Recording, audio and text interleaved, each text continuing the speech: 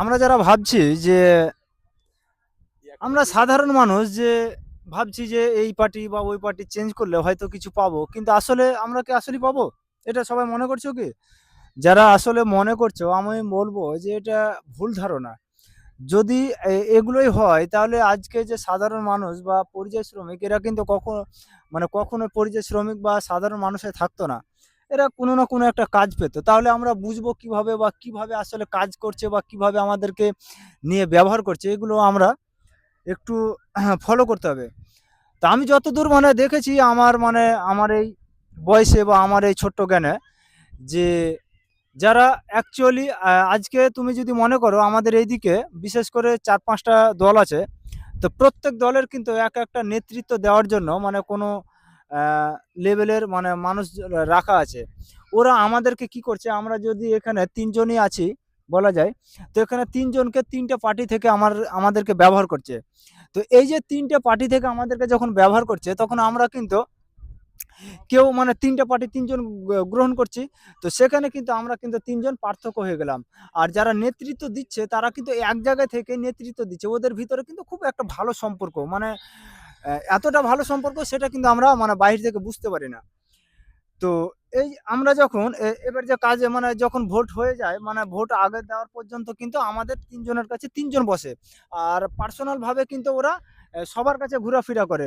তো আমরা এগুলো কিভাবে জানবো? এবার এভাবে জানতে গেলে আমরাকে যখনই যখন তোমার বুথে বা তোমার অঞ্চলে তোমাকে কিন্তু চিহ্নিত করবে। কারণ ওই যে যারা নেতৃত্ব দিয়েছে আমাকে তো জানে যে ও কিসে ভোট দিয়েছে। তখন ওই নেতৃত্ব দেওয়ার পার্টিকে লোককে কিন্তু আবার বলবে যে, "না ওই ছেলেটা তো অমুক পার্টি করেছে। আমি তো নিজে ভোট দিয়েছি। ওকে এটা দিলে হবে না।" ঘুরে একেও বলবে মানে আরেকজনকে বলবে যে, "না ওটা এই পার্টি করেছে ওকে দেওয়া যাবে না।" ওকে মানে এইভাবে কিন্তু ওরাই আমাদেরকে চিহ্নিত করবে। যে না ও এটা করেছে, ও এটা করেছে। তো আমরা কিন্তু এভাবেই সবার কাছে সন্দেহজনক থেকে যাই। আর ওরা অ্যাকচুয়ালি আমাদেরকে সন্দর খাতায় ফেলতে যায় এই কারণে যে আমরা যাতে কারোর কাছে মুখ না খুলতে পারি যে আমরা আসলে কি করেছি, আমরা আসলে কি পাওয়ার যোগ্য না যোগ্য না। তো আমাদেরকে একটু ভেবেচিন্তে আমরা কাউরির হয়ে মানে কোনো খারাপ কাজে যুক্ত হব না এবং কোনো মিছিলে আমরা যুক্ত হয়ে যাব। তুমি জানো না যে একটা মিছিলে যদি বা একটা কোনো মিটিংয়ে পৌঁছাও, তো তার যে কত মানে ক্ষয়ক্ষতি সেটা কিন্তু যখন ওইখানে মানে সভাটায় যদি লোক সংখ্যা মানে যোগ করা যায় বা টোটাল করা যায়, সেখানে কিন্তু বোঝা যায় প্রায় কয়েক লক্ষ টাকা সেদিন কিন্তু ক্ষতিগ্রস্ত। মানে আমাদের যারা সাধারণ মানুষ তারা কিন্তু ক্ষতিগ্রস্ত হয়। তো আমাদেরকে চিন্তা ভাবনা করে সুস্থভাবে মানে কাজ করতে হবে। সাধারণ মানুষের কখনো মূল্য নেই বা কোনোদিনও দেয়নি, ভবিষ্যতেও দেয়নি, বর্তমানেও দিবে না, অতীতেও কিন্তু দিবে না।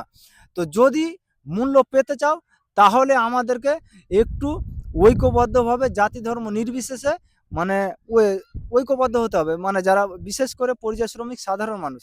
তাহলে যদি কোনোদিন কিছু ভালো কিছু পেতে চাও তাহলে এভাবে কাজ করতে হবে।